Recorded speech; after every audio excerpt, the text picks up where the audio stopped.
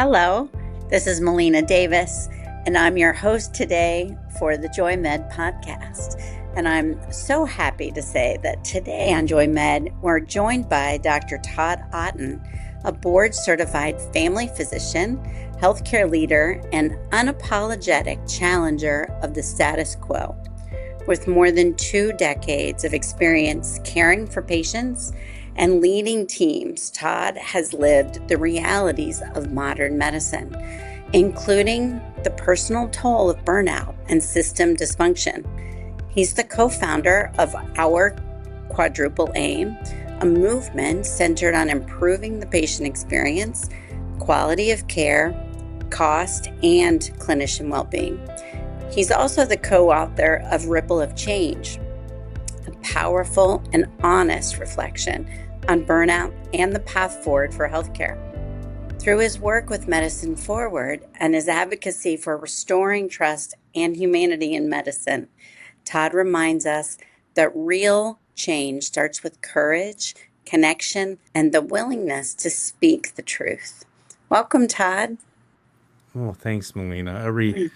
Every time I'm on one of these, I hear the intro and I'm like, oh my gosh, who are they talking about? Is it me? Who is that? Yeah. Well, I'll just share with all the readers that you or listeners that you and I actually know each other quite well. And I have just really been so happy to know you and get to know you in this space around wellness and well-being. It's been at least over a year and a half or more, right? Yeah, at least a year and a half, maybe even closer to 2 at this point. Time tends to fly, and I was going to echo those sentiments too. It's our developing friendship is a treasure to me. So thrilled to be here. Me too. I've learned a lot from you, and I really, my heart feels better spending time with you. So I know that listeners today are going to have the same experience with you. I've got a bunch of questions, so I want to dive in. For listeners who may be meeting you for the first time, I wanted to ask, how do you usually introduce yourself, and not just professionally, but who you are at your core? Oh, yeah. Rarely actually do I say I'm Dr. Otten outside of professional settings or seeing patients. Usually, I say I'm Todd and just kind of see where the conversation goes. But I think ultimately, I'm a human being just like everybody else. You know, medicine was my calling and I love it. And I'm realizing in Career 2.0, being an advocate and a challenger of the status quo is kind of where I've landed to a large degree. And I loved the unapologetic component to it because I was joking earlier. I feel like, we need to be vocal. We need to be Yes. loud and we need to be talking and sharing stories and celebrating wins and pointing out the things that aren't working. So that maybe that's a little bit of how I tick, I suppose. I like it. When I met you the first time, I was just struck by you were already an advocate for other people, but you were living that through your own experience. And it really brought me closer to you right away because you just do approach it as a human being. And so many people I find don't think of their doctors as people, not because they're not standing in front of them, but because they are there to talk to them about them, and it can be very different. Well, I think you're right, and I think there's at times I think it's important to have that, that structure and that difference in terms of roles. But the reality is, at least in my experience, when you can relate on a human level with somebody, you can really get to the core of the issues, whether that's in patient care, whether that's in trying to make changes, or what have you. And so, honestly, I've always defaulted to telling patients, hey, this is a team game, right? Like I'm the Yeah. physician, but I'm not at home with you. I'm not forcing a pill down your throat or doing whatever you need to do to get better or helping you lose weight. And that's just landed so well with people that I've kind of carried it on to my role, my different role that I have now in terms of speaking up and trying to stand up for our colleagues who need it. They need someone who's vocal. Yeah. Well, I want to explore first so people get to know you, what brought you to medicine and what was it that you loved the most about medicine early in your career, and what did you expect it to be like across your life? Oh, that probably can be answered in so many different ways depending on the day. I think the first part of it, I always talk about the joy of medicine. Like, there's a euphoria of caring for other human beings that at times is almost a little bit difficult to describe unless you've had the pleasure of experiencing it. It's so gratifying. I mean, it's this dopamine hit that you get of helping somebody. It's just incredible. If that were the only part of medicine, delivering medicine and healthcare right now, it would be easy. I can't tell you, like, the good days just float by, and before you know it, it's the end of the day and everything's done. But unfortunately, as my career has evolved, I've experienced the challenges personally, professionally, through my colleagues as a leader. At one point when I was seeing patients full time in a fee for service capacity, I mean, there were days where I bet more than 50% of what was being talked about was just frustrations from patients. Right. And I'm Yes, like, I holy hear that. smokes, we need to get back to your diabetes here a little bit, because I only have so much time, right? So, Right. yeah, Yeah. It can be frustrating no matter who you are in the healthcare system. Just being in it is wearing. for sure. Yeah. Navigating things, the cost, financial toxicity, you know, the list goes on and on and on for sure. It's so broken. When did you realize in your experience that medicine wasn't just hard, but frankly unsustainable? I think there were inklings throughout my career, but at the time, maybe you're not as receptive to it because you're just trying to navigate things and get through the day. It was really probably 2019 when I experienced the kind of the full spectrum of burnout that I realized how much was broken. Um, but even then, it wasn't until I fast forwarded a couple years of healing and looking back on those moments that all the little pieces that were contributing to my experience of burnout, the charting, the volumes, the RVUs, leadership issues, the list goes on and on and on. I think that's really when it smacked me in the face, like, oh my goodness, this isn't what I signed up for at all. Well, it's a systematic maze of misery versus a personal failure, effectively, right?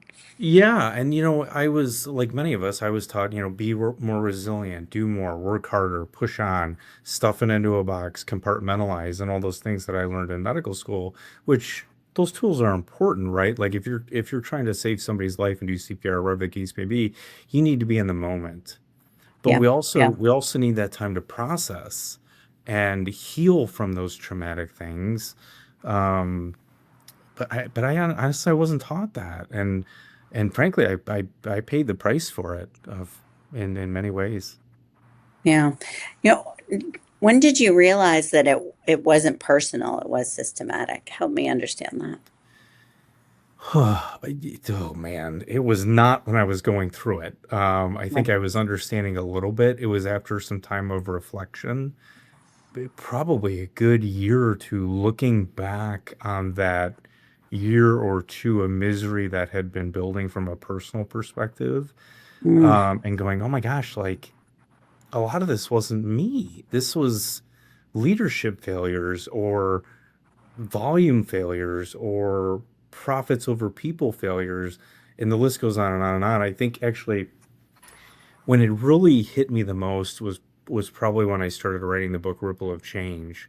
And I was kind of having a rough go at the time, and I wrote a poem, and it was kind of it really is kind of a dark look at the underpinnings of primary care.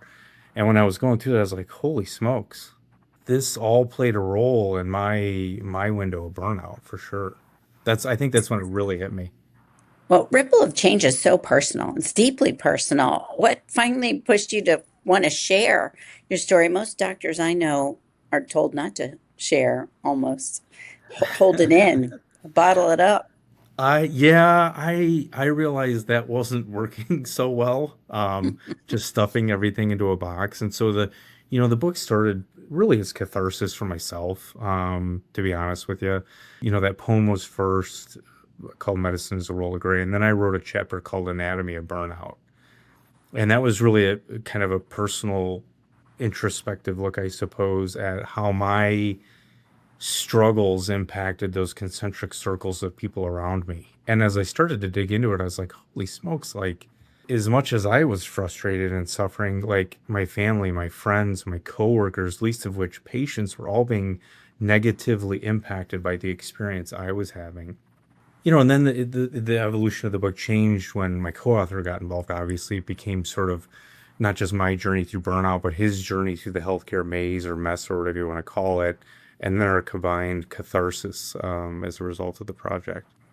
Well, what's so interesting and unique is your co-author is a former patient. What a radical decision. What led to that moment and why was that so important? You know, there was some buildup to that where I had started really pushing back on healthcare administration and some of the decisions that were being made. And there were a few reasons that gave me the courage to do that. I think having gone through burnout and not wanting to go back, some personal things that were in my favor helped me to be a little bit more vocal for sure. Getting him involved was at first an opportunity to try and help him heal.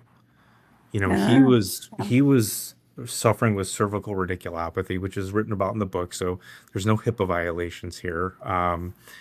But we were struggling. Like we had tried all kinds of things, injections, physical therapy, different medications, and he was getting depressed as a result.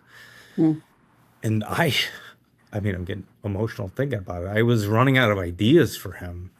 yeah. And I distinctly remember telling him like two points to this point. One, I said, Joshua, I believe you have to get better, but you have to believe it too. That was huge. And so then this project came up and I told him about it and I thought, well, maybe he would be interested. Maybe he wants to write. Maybe that would help with his healing. And then we had a meeting that lasted like 3 hours, and that's when the whole thing went on to like a different Wow. plane of ideas and investment and collaboration for sure. Well, what a good moment for you too to have a partner in it, uh, to be there with somebody talking and exploring it. I bet that had to be fairly empowering and liberating. 100%. And I think our shared vulnerability in the project is often missing right now. And I Hmm. think it's incredibly important that when people are struggling, which goes back to a lot of the work that you're doing, when you're struggling, you feel vulnerable, that you feel safe to look for help, right? I mean, that's so critically Hmm. important. Yeah, yeah. It is so important. And medicine, I mean, really, it's hard to be honest about you as a human, not about the patient and the system or others, but about sharing yourself and that vulnerability. I bet that was just a difficult transom to cross, but an important one for you. Yeah, I think there was, there's fear in doing something like this. There's fear of failure, there's fear of what people are going to think of you. But I also felt sort of like I was kind of being guided through the process, honestly, and that I was in a unique position to stand up for not only myself, which was part of this, but also for my colleagues. And that became more and more important to me throughout the writing of the book. And it's even more important now, um, you know, Yes. as we're working on a documentary and You all these you other have a things. new project. Yeah. Yeah. Well, yeah, just one wasn't enough, Melina. I just got to keep going and keep going, right? Well, I think when I met you at first, I'm pretty sure you and I met in New York. Isn't that right? We met in New York, or did somebody introduce us after New York? I can't recall. I think I actually know the linchpin to this, or Yeah, the crux help behind me. it, if you will. Yeah. So I think I was there. I flew into New York for like a grand total of like 20 hours to be Yeah. on Matthew Zachary's podcast and be at the Burnout Yes. Symposium. Met him, Gabe was there, and then I think you came in, and everyone's like, the two of you need to connect. Yes, Um, yes, because I spoke at that conference and then people were like, you two need to talk to each other. Yeah. Yeah. Yeah, and Thank then so then goodness. And then we had, we overlapped for a project that unfortunately didn't come to fruition. However, the lessons learned in that, that failed audio documentary were totally leveraged to what's going on now. And I think has allowed us to take Suck It Up Buttercup to just a different level, or I hope a different level. At least it seems like it's lining up that way, Oh, it anyways. is a whole nother level and so many people behind you. But talk about it for a second. What is Suck It Up Buttercup and where are you right now with the project? Sure. So kind of the 30,000 foot view of the documentary. So it's a feature length documentary that ultimately is intended to pull the curtain back for the American public how greed has or is destroying our healthcare delivery system. But it isn't just physicians, it's nurses, it's patients, it's former executives, hospital administrators, a few celebrities are mixed in there. And we feel like we have taken all these voices and put it in a package that the average American can relate to.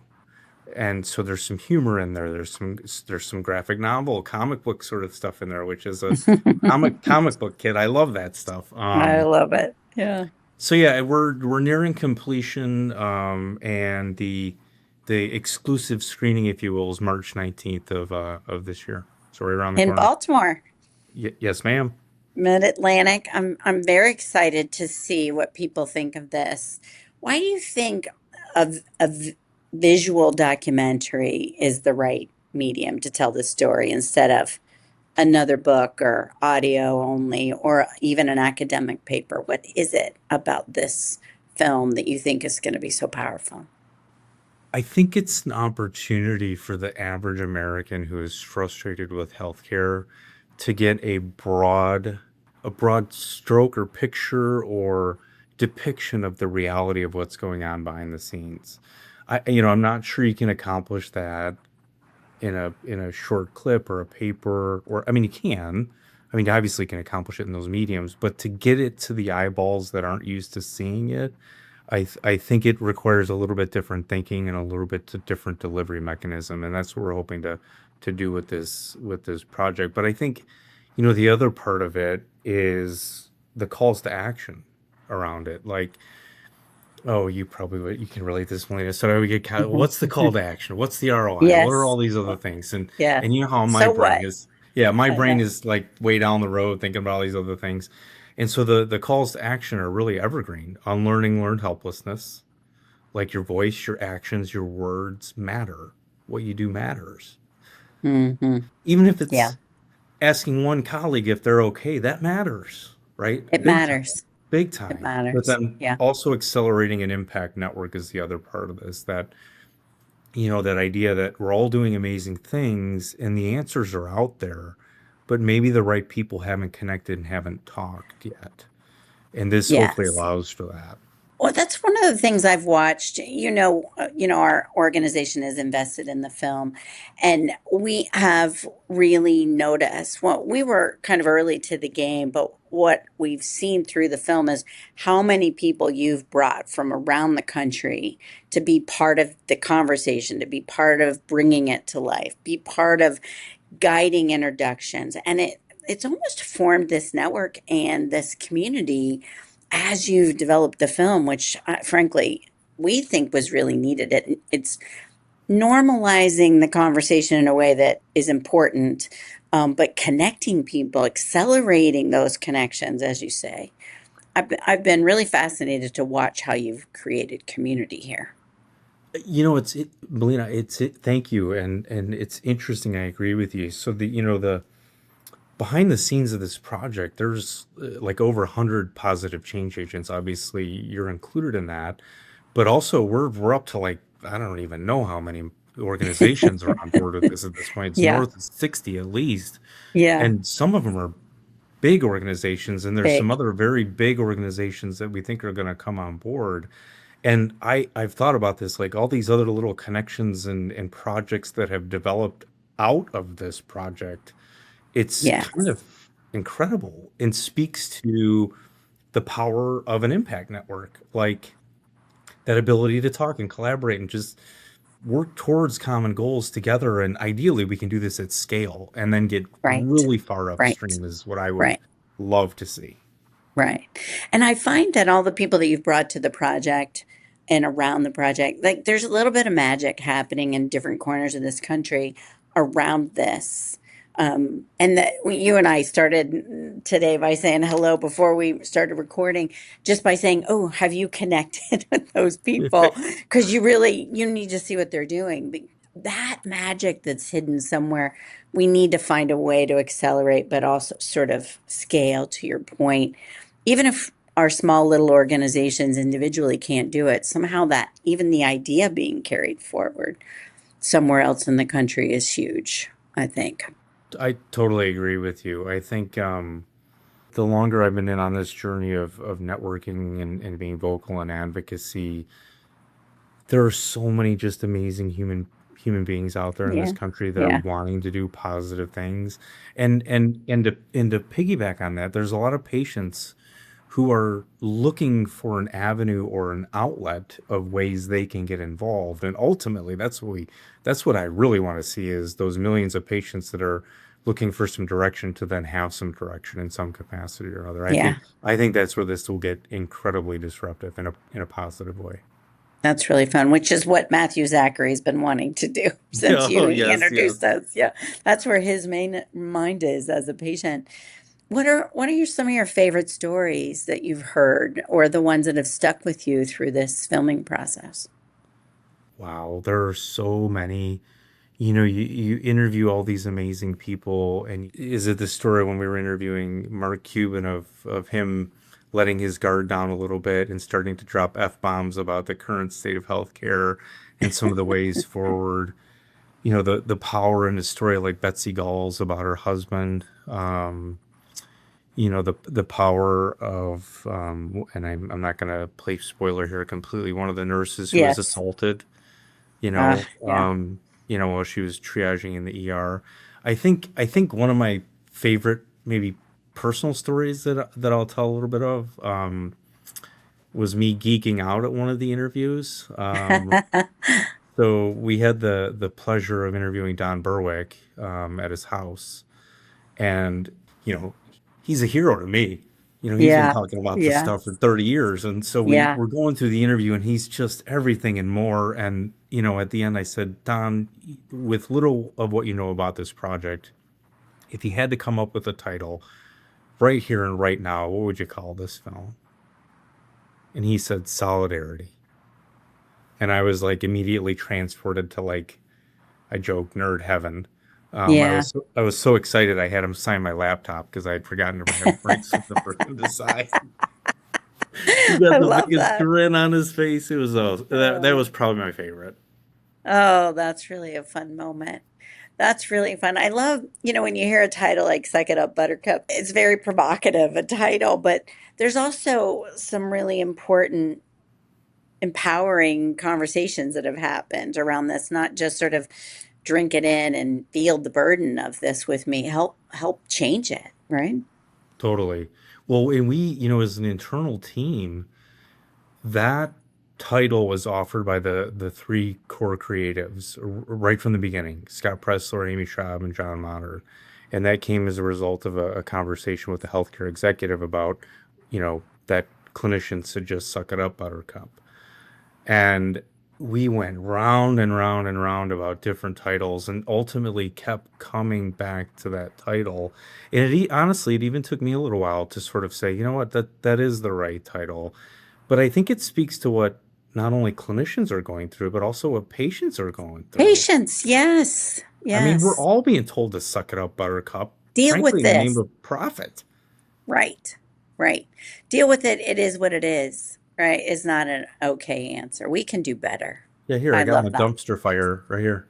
Right. You're so funny. I love it. What do you hope that clinicians will feel after watching the film? A lot of things. Perhaps most importantly, that they're not alone. I think many are suffering in silence Yep. and not sure where to turn for help. We want people to feel empowered. Um, we want them to, frankly, unlearn that learned helplessness that has been woven into the fabric of our healthcare delivery system. Hmm. So those are just a few things that I hope to see on a, an individual basis. Those are huge. And when network and impact network, that's one of the most important antidotes to people being isolated and feeling like they have to be quiet. I love that. That's really important. Well, I mean, connection mitigates trauma, right? And Trauma. trauma's everywhere right now. Yeah. There's layers and layers and layers of it depending on what your lens is or where you're at, and we need to be together and work together to unwind this stuff. So, so yeah, And that's why believe that. that it's possible. I Oh, mean, in yeah, our totally. country, it is possible to build it better. It is possible. Yeah. I agree with you. I mean, goodness gracious, we spend how many trillions of dollars on healthcare delivery? Right. So it's not that the dollars aren't there. It's, are they being allocated in the right places? Are they being utilized correctly? Are we delivering the best care that we can? And unfortunately, in many cases, probably not so much. Hmm. And then you get into things with, equity and all these other things that go along with the quintuple aim. Yes. So much opportunity, but many people see this as such a complex, wicked problem that they feel like their voice doesn't matter. It's And when, overwhelming. Yeah. yeah, and when the majority feel that way, it allows the status quo to continue. We want people to Right. move Yes. beyond that and say even the littlest of effort, when you start to consolidate that, and put those lights together, all of a sudden that becomes very powerful. That's Um, right. That's yeah. right. We spend our days dismantling how it works, brick by brick, and trying to put it back together. And the more people that are part of doing that and are part of that community, you'll see it add up. I mean, we just have to know it's possible and not be overwhelmed. Yeah. Absolutely. I totally agree with you. What do you hope non clinicians, people who aren't in the business of healthcare, what do you think that they hope they finally understand about the issues and them in the system? Again, lots of potential answers to this question. I think as a physician, a lot of times we're, kind of the forward facing component of the healthcare delivery system, and a lot of frustrations, or nurses or other types of clinicians are getting the brunt of people's frustration and anger, even in the form of violence at times, Yeah. Yeah. and that in and of itself has to change. But I Yeah. think the more we can educate the average American who is enduring some of these things with our healthcare delivery system so they can truly appreciate where the problems lie is part of this. Then ideally, once they hopefully understand a little better, we want to activate them so they can get involved with the clinicians, with the physicians, with the leaders, with, the work that you're doing, Melina, to join us to Yeah. making the Yeah. change. Because frankly, there's if you go around the country, the vast majority of people are frustrated in some capacity or another if they've had to deal with the U.S. healthcare delivery system. We need those voices that we need to scale this. We need to scale the Right. efforts, is really Right. what I want to say. Yeah, I love that. And it's interesting. I find inside healthcare feels like everybody is charged with arguing with one another and at one another. When I think your message, I think, is so important is that it's come together. Like together, we actually have the strength to fix it and to question it and say no more to the things that are broken and inhumane, frankly.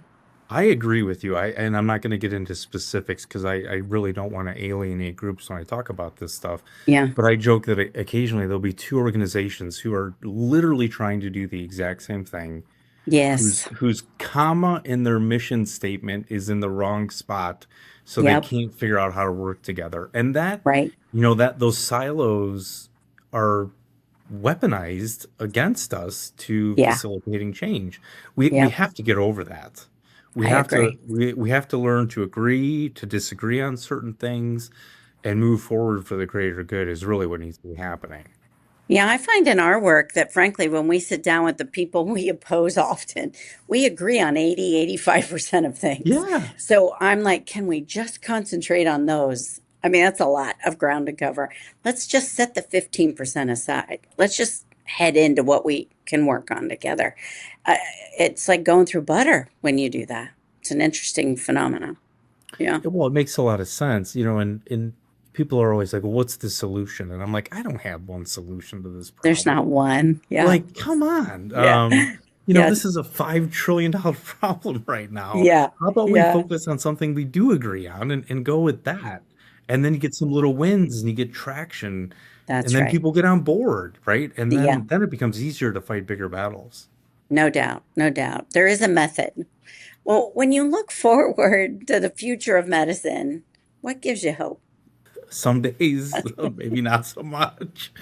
Um, Uh, people, yeah. people give Yeah. me hope. Because there There are a are lot. Yeah. there are so many good people out there who are ready and willing and wanting. Um, the work you're doing, the work the Learn to Brain Heroes Foundation is doing, um, Dr. Glaucomflecken and his comedy, that all counts, Yeah. right? It's fun. And, Yeah. and, and I'm naming a handful of people that are in the doc, but, like a friend of mine, Tina Shaw, she's running for Congress in New Jersey. She's a rock Yeah. star. And Yeah. if she wins that seat, that's a win, right? Yeah. To have a Yeah. physician in that position wanting to make change. So that's kind of a long-winded way to say that people give me hope. I Uh, love that too. When you look forward 5, 10 years in this movement that we're part of, what do you think success could look like? I often go back to when I'm asked this question, Melina. I often go back to when I did a first interview for the book Ripple of Change. I actually had kind of a nightmare. Like, what if somebody asked me, like, what does success look like? What does that mean? Because I'm the kind of guy that wants to joke. I joke all the time, boil the ocean, and I realize you cannot boil the ocean by yourself. You need many, many people. But who's to say if we all don't do a little bit, we can maybe raise the temperature too? That's obviously a Hmm. metaphor. Yeah. But I think about the quintuple aim patient experience, so that the vast majority of individuals are not frustrated with healthcare delivery, quality care. I would love to see our life expectancy in this country not going down. I Hmm. would love to see us not spending nearly 20% of our GDP on healthcare. I want to see clinician suicide rates lowered. And frankly, I want to see that everybody has access. Those are Yes. some of the things that I would like to see. And obviously, those are big, big ticket items that are going to take a lot of effort. But, with enough people, we can. Well, and you can see incremental movement in every one of those. Yep. So we could see, to your point, with small wins, short term wins lead to midterm, lead to bigger, larger, long term, right? So, 100%. 100%. So, like the work that you're doing in Virginia is so important. yeah. And I can't even hazard a guess to how many lives it saves from not only a clinician perspective, but those clinicians that are doing better, feeling better, not struggling, the better quality of care they deliver. I mean, that number, it's got to be a big number in terms of impact. Well, you're kind to say. I will tell you, if we just save one person's life, we feel like we've won. But, it's caring for the human and then breaking apart the part of the system that doesn't work. We fight that fight every day. And we're working with other states to do that so that anything learned somewhere else can be applied here and vice versa quickly, because that is the difference, right? That will make the impact multiply faster. Hmm. And that is our goal. Well, we're coming to the end of our time, unfortunately, because I could spend all day with you. But if you could leave our listeners with one truth you wish you'd learned early in your career, what would it be? Um, I guess I'm speaking to clinicians when I say this, and I've spoken at some medical schools recently. Um, and I'm not saying this is applicable every circumstance, but learn how to say no. Big Learn, one. learn Wow. how to say no. Learn how to set boundaries. Learn how to care for yourself. Because if you are not doing well, there is no freaking way you're giving your best for your patients. No chance. Yep. Yep. It's the oxygen mask on yourself first, Yes, it right? is. Which is Absolutely. such a odd thing, and we don't teach this really to our um, first responders. We don't teach it to people in medicine, and it's a really big reminder. That's so smart. You're such a joy. I need more time with you. Will you stop working on big projects so we can just hang out? That would be, no, actually, I don't want to say that. Everybody will get after me, but that's a selfish request. You're doing great work, and I'm so proud of everything you've accomplished and that I get to know you. Thank you, Todd. Well, thanks, Melina, and thanks for your support and believing in what we're trying to accomplish. It means the world.